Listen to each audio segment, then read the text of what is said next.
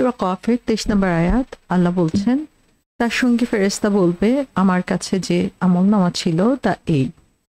এর আগে আমরা দেখেছি আল্লাহ সুবহানাহু ওয়া তাআলা মানব জাতির একটা বড় যে ব্যাধি, সে ব্যাধির কথা বলেছেন যে তারা সেই শেষ বিচারের দিন সম্পর্কে সম্পূর্ণ গাফলতিতে নিমজ্জিত ছিল, এবং যখন সেই বিচারের দিন উপস্থিত হবে সেই সময় তাদের চোখের উপরে যে কাভার ছিল, যে আবরণ পড়েছিল, সেটাকে দূর করে দেওয়া হবে এবং তখন তারা সত্যিকার যে জিনিসটা সেটাকে দেখতে পাবে।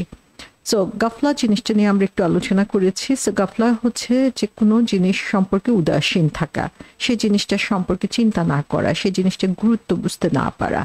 আমরা দেখা যায় অনেক সময়ই নামাজ পড়ছি অথবা কোরআন পড়ছি, কিন্তু আমাদের মন সেখানে নেই। তো সেটাও হচ্ছে এক ধরনের গাফলতি, যে কোরআন পড়ার জন্য, নামাজ পড়ার জন্য যেভাবে আমাদের মনোনিবেশ করা দরকার সেটা আমরা করছি না, আমরা গাফলার মধ্যে নিমজ্জিত রয়েছি। এবং আমরা যে গাফলতির মধ্যে থাকি, সেই গাফলতির মূল যে কারণ সেটা হচ্ছে আখিরাত সম্পর্কে বিস্তৃত হয়ে যাওয়া। এবং যারা হচ্ছে গাফেল, তাদের অপোজিট হচ্ছে পিপল অফ রিমেম্বারেন্স, যারা হচ্ছে সর্বদা আল্লাহকে স্মরণ করে। তার মানে হচ্ছে আমি যদি এই গাফলা থেকে নিজেকে উদ্ধার করতে চাই, গাফলতি থেকে নিজেকে বাঁচাতে চাই, মুমিন হিসাবে এই গাফলতি থেকে উদ্ধার পেতে চাই, তখন আমাকে যেটা করতে হবে সেটা হচ্ছে আল্লাহ সুবহানাহু ওয়া তাআলা যে রিমেডি বা যে ওষুধ আমাদের জন্য দিয়ে দিয়েছেন, সেই ওষুধ অনুযায়ী, সে পথ্য অনুযায়ী নিজেদেরকে চলতে হবে। যেমন প্রথম কাজ যেটা এই গাফলা থেকে বাঁচার জন্য, সেটা হচ্ছে আল্লাহর দেওয়া এই কোরআনের সাথে আমাদের স্ট্রং একটা সম্পর্ক তৈরি করতে হবে।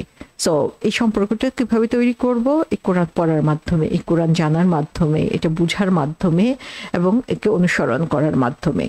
সেকেন্ড যে জিনিসটা আমরা করতে পারি সেটা হচ্ছে যে বেশি বেশি করে আখিরাতকে স্মরণ করা।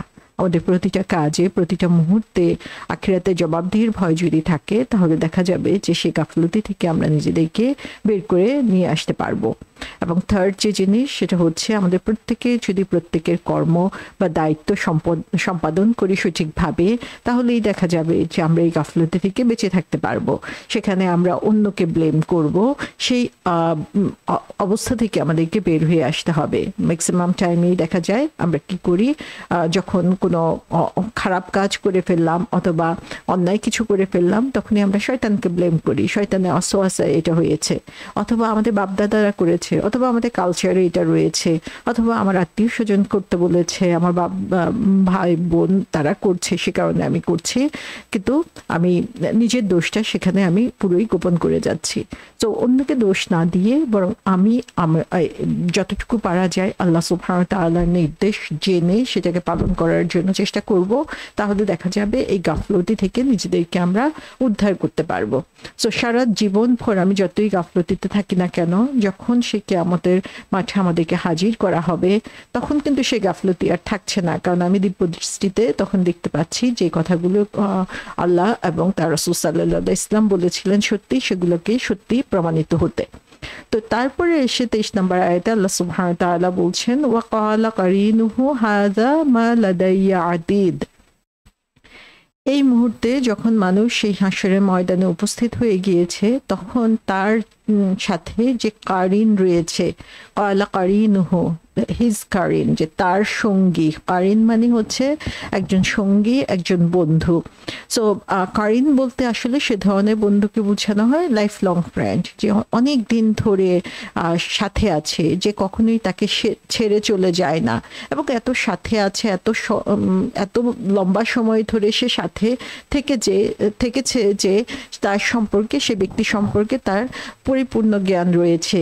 কিসে সে আনন্দ পায়, কিসে সে রাগ করে, কিভাবে তার দুর্বলতাগুলো কি রয়েছে, কি বললে সে খুশি হবে, কোন মুহূর্তে তাকে কিভাবে কাজে লাগানো যাবে, এই সমস্ত কিছুই হচ্ছে তার নখদর্পণে রয়েছে। সো কারিন হচ্ছে সে ধরনের লং টার্ম ফ্রেন্ড, যে তার সম্পর্কে সঠিক ধারণা রয়েছে, তার খুঁটিনাটি সমস্ত কিছু সম্পর্কে সে জানে, তার মেজাজের সাথে পরিচিত, তার ভালো লাগা খারাপ লাগার সাথে পরিচিত। করানা শব্দের অর্থ হচ্ছে টু বি অ্যাটাচড, যে কোনো কিছুর সাথে সংযুক্ত থাকা, লিঙ্কড থাকা।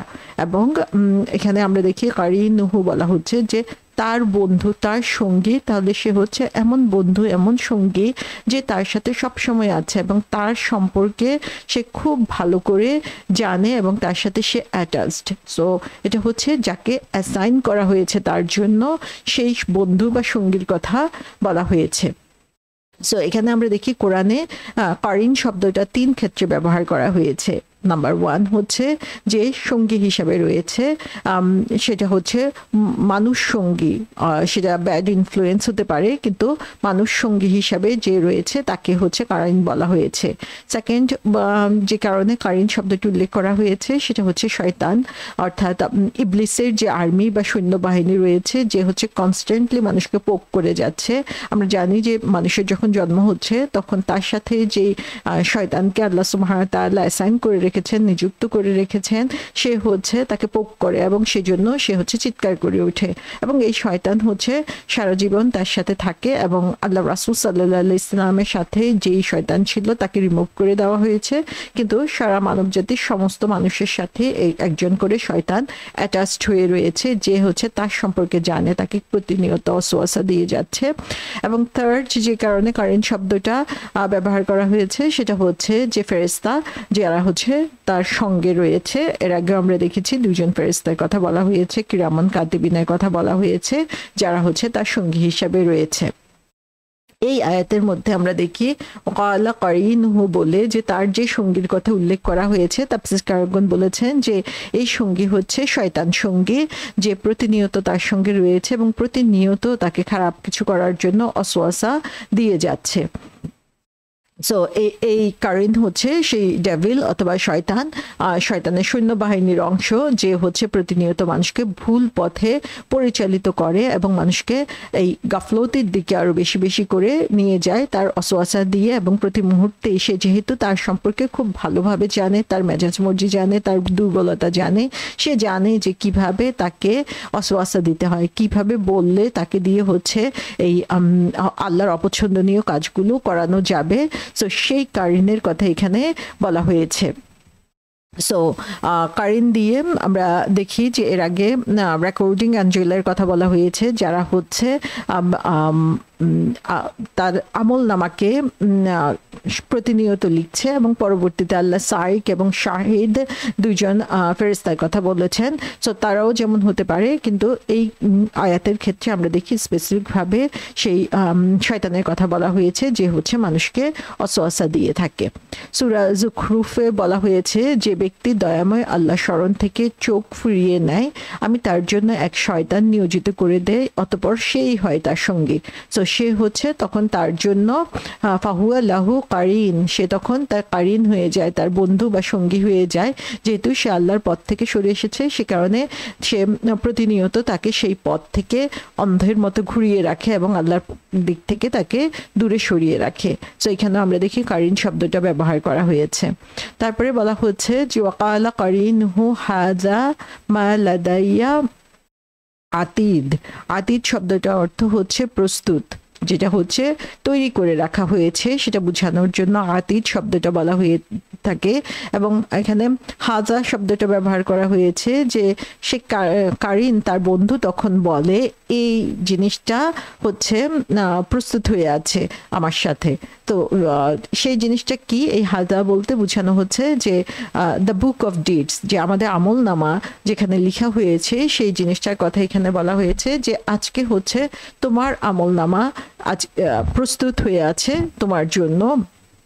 এবং কোন কোন তাফসীরকারগণ বলেছেন যে হাজা বলতে সেই ব্যক্তি, যে ব্যক্তির সঙ্গী হয়ে এসে আছে, সে ব্যক্তিকে এখানে বোঝানো হতে পারে যে he himself was stuck with me, যে সে আমার সাথে সঙ্গী হয়ে আছে, সে আমার সাথে একবারে ওতপ্রোতভাবে এমন বন্ধুত্ব, প্রগাঢ় বন্ধুত্ব, যে আমি যা বলেছি, যেভাবে ওয়াসওয়াসা দিয়েছি সেভাবেই সে করেছে, কোনো ধরনের দ্বিমত পোষণ করে নাই বা এটা বিরুদ্ধে কোনো কিছু চিন্তা করে নাই, সো সেই ব্যক্তিকেও এখানে বুঝানো হতে পারে।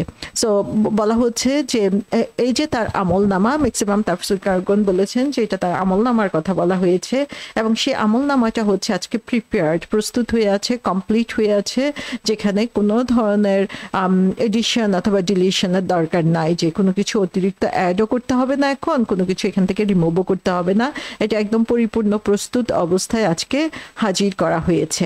সো আমরা দেখি যে এখানে বিভিন্ন ধরনের অভিমত এসেছে তাফসীরকারগণের পক্ষ থেকে। সেটা হচ্ছে যে একটা হচ্ছে যে এখানে কম্পেনিয়ন বলতে সেই ফেরেশতাদেরকে বোঝানো হয়েছে যারা হচ্ছে উইটনেস হিসাবে থাকবে, যারা হচ্ছে তার কাজে সাক্ষী হিসাবে থাকবে। সে তখন বলবে যে আমি তার যে আমল, সে যে কাজ করেছে তার সেই রেকর্ডটা হচ্ছে আমার সাথে এখন রেডি, প্রস্তুত অবস্থায় রয়েছে। আবার কেউ কেউ বলেছেন, অন্য তাফসীরকারগণ বলেছেন যে এখানে যেহেতু শয়তানকে বোঝানো হচ্ছে, সে বলবে যে আমি যার সাথে হচ্ছে আমি পুরো দুনিয়ার জীবনটা একসাথে ছিলাম এবং প্রতিটা মুহূর্তে তাকে কন্ট্রোল করেছি, সে হচ্ছে তোমার সম্মুখে এখন হাজির হয়ে আছে পরিপূর্ণ প্রস্তুত অবস্থায়। ঠিক আমি যেভাবে তাকে গাইড করেছি সেভাবেই সে এটা ফলো করেছে, সো সেভাবেই তাকে আমি তোমার সামনে হাজির করছি, আল্লাহ সুবহানাহু ওয়া তাআলাকে বলা হবে। আবার কোথাও কোথাও বলা হয়েছে, কোন কোন তাফসীরকারগণ বলেছেন, এটা কাতাদা রাহমাতুল্লাহ আলাইহি থেকে এসেছে, যে এখানে সেই সঙ্গী বলতে ফেরেশতাদের কথা বোঝানো হয়েছে, যে ফেরেশতারা হচ্ছে তাদেরকে ডেকে হেঁকে নিয়ে যাবে কিয়ামতের মাঠে এবং আল্লাহ সুবহানাহু ওয়া তাআলার সামনে তাদেরকে সবাইকে জড়ো করবে। সে তখন বলবে যে এই সেই ব্যক্তি যাকে আমার চার্জে, আমার দায়িত্বে দেওয়া হয়েছিল, তাকে এখন সম্পূর্ণভাবে তোমার সামনে হাজির করা হলো। সো এই একটা আয়াতের বিভিন্ন ব্যাখ্যা এসেছে এখানে। সো আমরা মূলত এখানে কারিন বলতে যে জিনিসটা দেখছি, সেখানে দেখতে পাচ্ছি যে ইবনে আব্বাস রাদিয়াল্লাহু আনহু থেকে একটা হাদিসে বর্ণনা করা হয়েছে, এবং মুজাহিদ, কাতাদা রাহমাতুল্লাহ আলাইহি তারাও এটাকে সাপোর্ট দিয়েছেন। তারা বলেছেন যে এখানে শয়তানকে বোঝানো হয়েছে যে তার সঙ্গী হিসেবে রয়েছে এবং তার জন্য যাকে সেই ব্যক্তির জন্য নিযুক্ত করা হয়েছে, সে তখন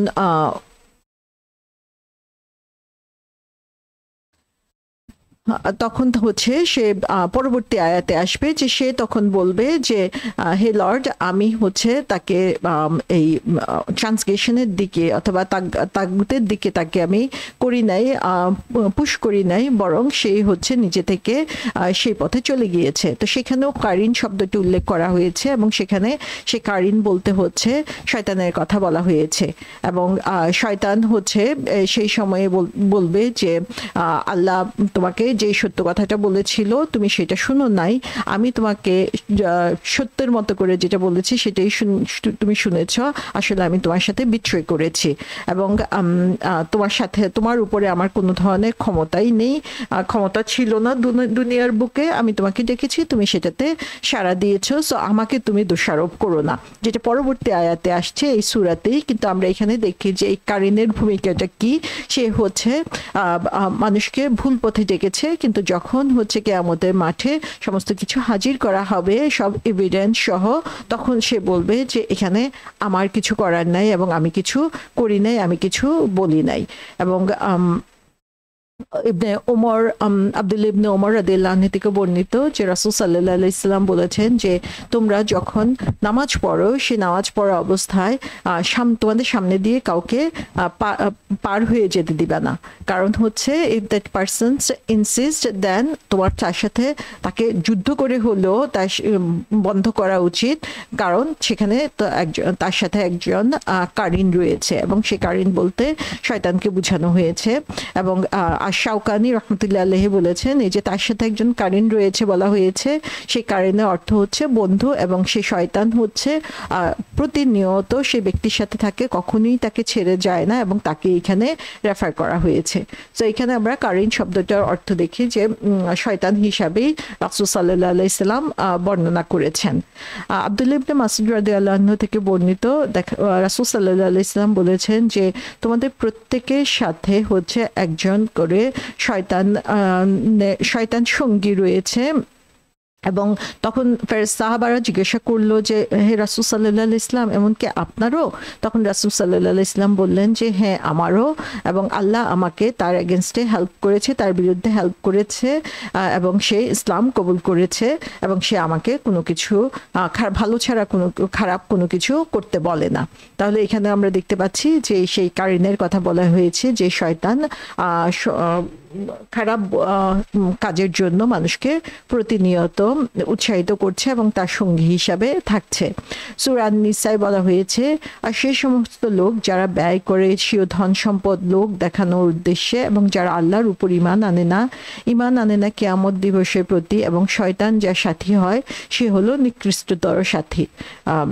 এখানে আমরা দেখি যে এই শয়তানের কথা বলা হচ্ছে যে ওয়ামাই ইয়াকুনি শাইতানু লাহু কারিনা ফাসাআ কারিনা, যে এই শয়তান সে হচ্ছে নিকৃষ্ট ধরনের সঙ্গী, এবং এই ধরনের সঙ্গী থেকে সবারই হচ্ছে সচেতন থাকা উচিত।